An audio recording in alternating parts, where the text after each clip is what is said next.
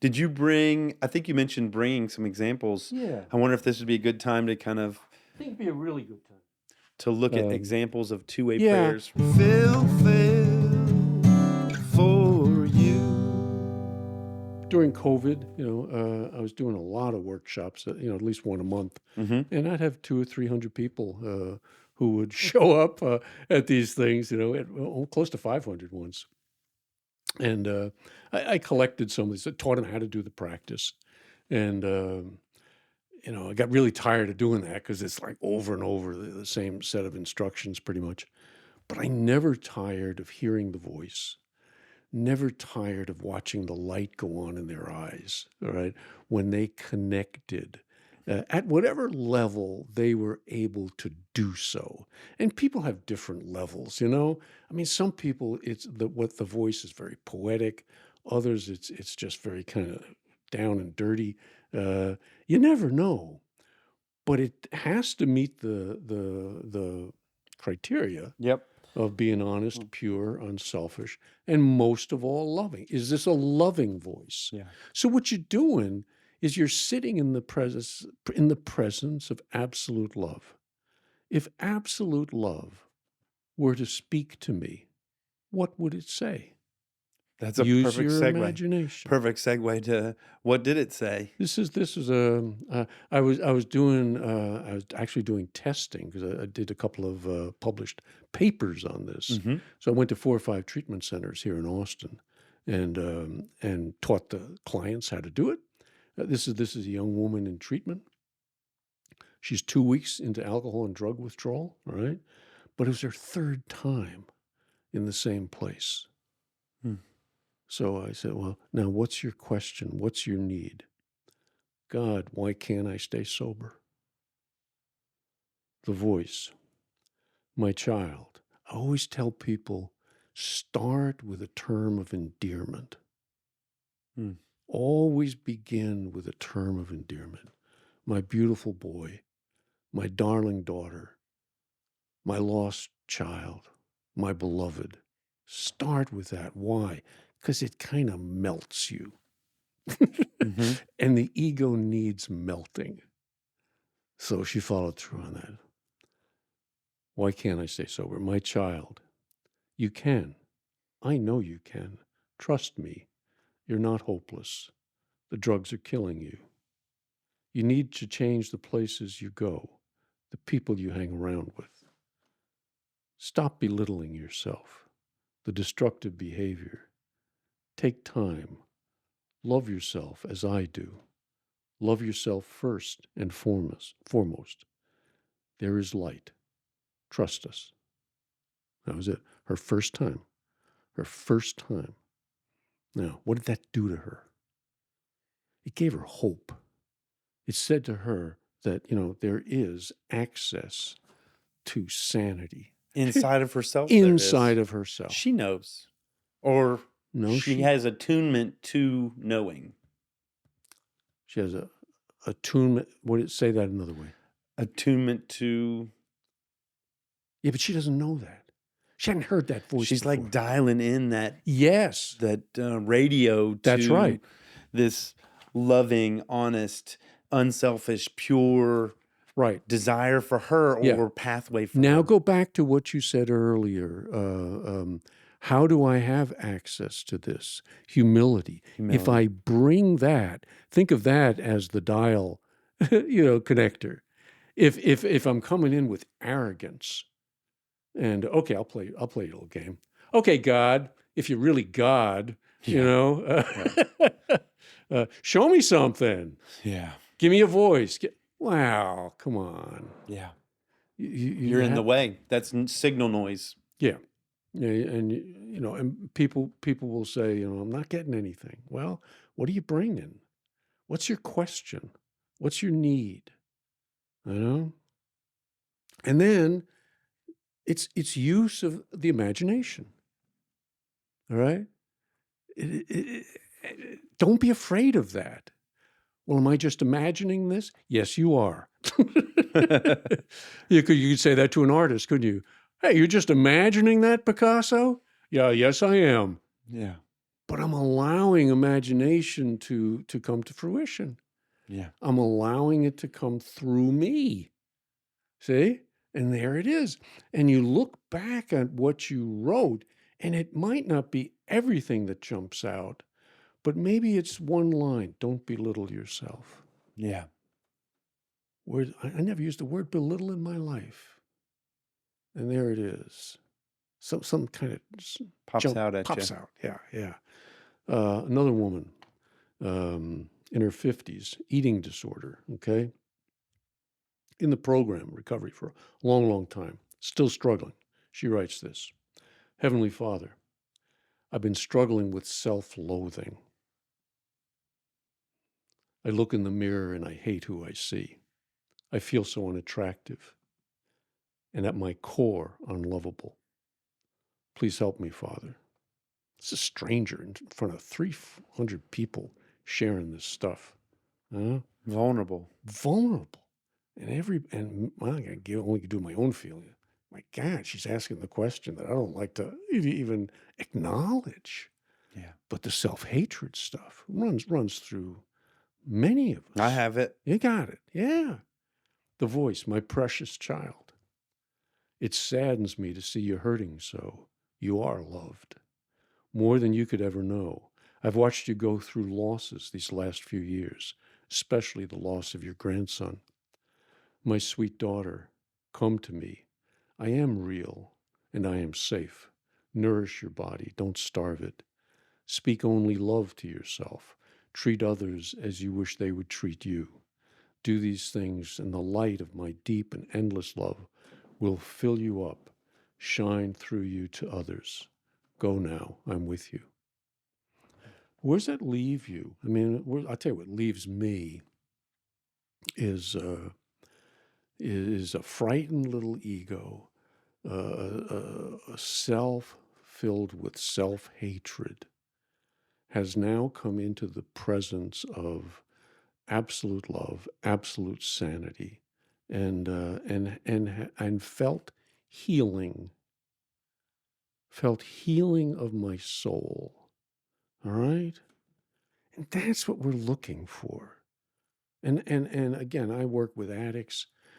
We're looking for the booze, for the sex, for the drugs. We're looking for an experience of this. You know? I think everyone can share authentically or vulnerably experiences of insecurity. Yeah. Experiences of feeling like they're not good enough or not worthy, insecurity, Right. feeling like they don't trust the world around them, that they're scared. Right. So going back to your question, it's can you go to that place first of your insecurity, of your honest need? Get to that place. Be vulnerable with it. Yeah. And then ask for help. And then a couple of deep breaths, sit back, and using your imagination. You got to get over that. This is not, oh, I'm listening so hard. Using your imagination. That's why I tell people, start with that term of endearment. It kind of greases the skids. It gets the voice rolling. You know, my precious, my beloved. You've already had 3 or 4 words come out. Now let them roll. Yeah. Don't think. Do not think. Don't think, I got to get a holy thought. No.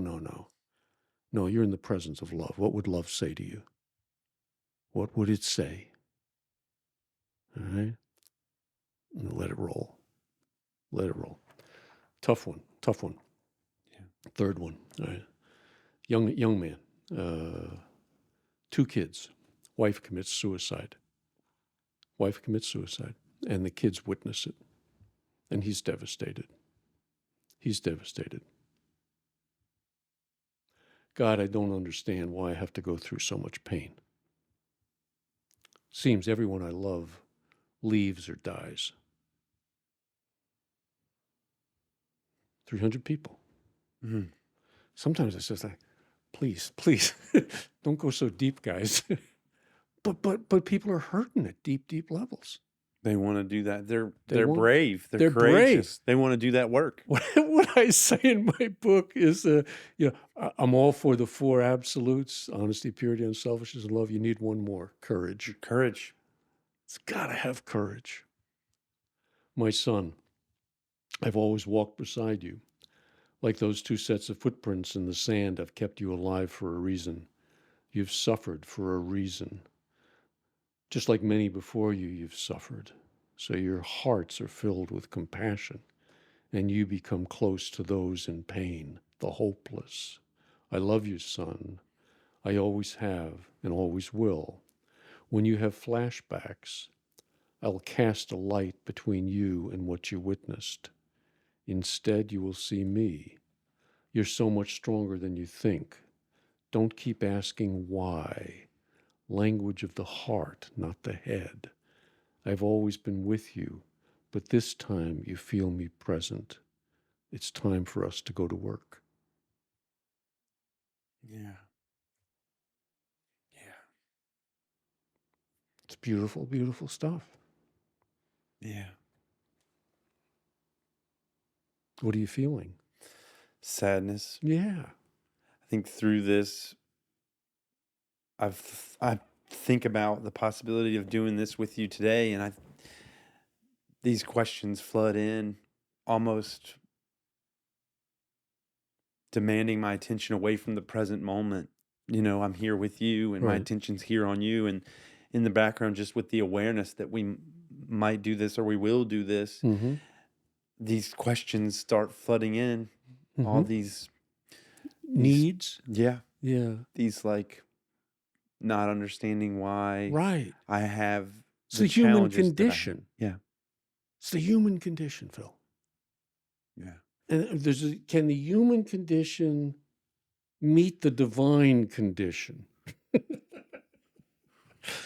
Because we got questions. the questions. Why this suffering? Yeah, Why this pain? Why this confusion? yeah, Help me. And then what do you hear? You hear suffering with.